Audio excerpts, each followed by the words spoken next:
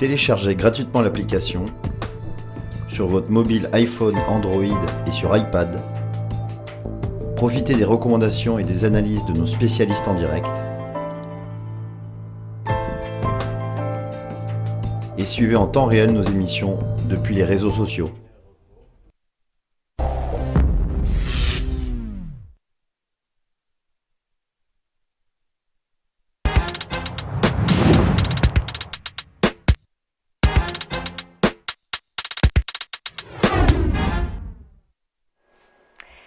Et nous allons retrouver tout de suite en duplex David Lickman de Plant Trading qui est en duplex avec nous. Bonjour David.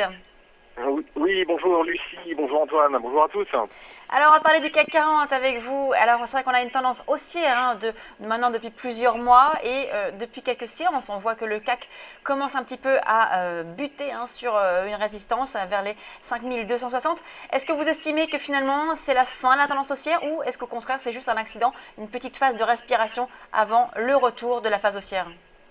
Alors, oui, tout à fait. Je considère que c'est une petite pause dans un marché haussier qui devrait théoriquement, en tout cas par rapport à mes stratégies et mes hypothèses, qui devrait normalement aller sur les niveaux des 5440, 5460 par un report de 510 points par rapport aux 4935. Donc on a une évolution sur 3 paliers depuis les niveaux des 3920 comme vous pouvez le voir sur le chart. Donc l'idée actuellement c'est de poursuivre une stratégie d'achat sur repli tant que la moyenne à 20 jours qui est actuellement à 5100, 110 n'est pas cassé. Ouais. Pourquoi je considère qu'on peut toujours continuer à passer les 5250 et aller à 5440, tout bonnement pour une raison statistique, c'est-à-dire que on est actuellement dans une période effectivement exceptionnelle d'un QE, la mise en place d'un QE qui devrait aller jusqu'en septembre 2016 et même peut-être au-delà. Qui dit QE dit est synonyme de bulle possible sur les marchés actions et il faut donc se référer, si vous voulez, aux considérations techniques d'une bulle que l'on a pu avoir quand, eh bien, en 1999 et 2000. Qu'est-ce qui s'était passé? Eh bien, on avait une hausse de la moyenne à 20 jours qui avait été de 34%. Si je prends le croisement moyenne à 10 jours à moyenne à 20 jours, la hausse générée entre la fin 99 et 2000, donc sur la bulle Internet, avait été de 34%. Aujourd'hui, en 2015, le croisement initial a été à 4002. Alors, sans vouloir anticiper également une hausse de la moyenne à 20 jours de 34%, on peut légitimement stabler sur au moins 25%. Donc 4002 plus 25%, ça nous ferait du 1000 points, donc 5200. Donc on peut estimer que la moyenne à 20 jours serait cassée aux alentours des peut-être 5150 à 5200. Aujourd'hui, on est à 5100, 110. On peut donc légitimement penser que la moyenne à 20 jours peut continuer à augmenter. Donc l'idée, c'est de dire, voilà, tant que les 5110 et même les 5180 ne sont pas cassés, il faut continuer de rechercher une stratégie d'achat sur repli pour viser nos fameuses résistances actuelles des 5260-70, voire même 310, 350 et même 5440. Donc voilà un petit peu, si vous voulez, ma stratégie de moyen terme. Au niveau de la stratégie intraday et sur le très très court terme, il y a un enjeu aujourd'hui qui est absolument important et que tout le monde aura pu voir, c'est qui a raison entre les deux indices, entre le DAX et le CAC 40. À savoir qu'on a un CAC qui effectivement n'a quasiment pas bougé depuis les plus hauts, à peine 1% de baisse, 5260, 5230, donc moins 1% quasiment. Et au contraire, on a un DAX qui a baissé de 3,5, voire même 4%.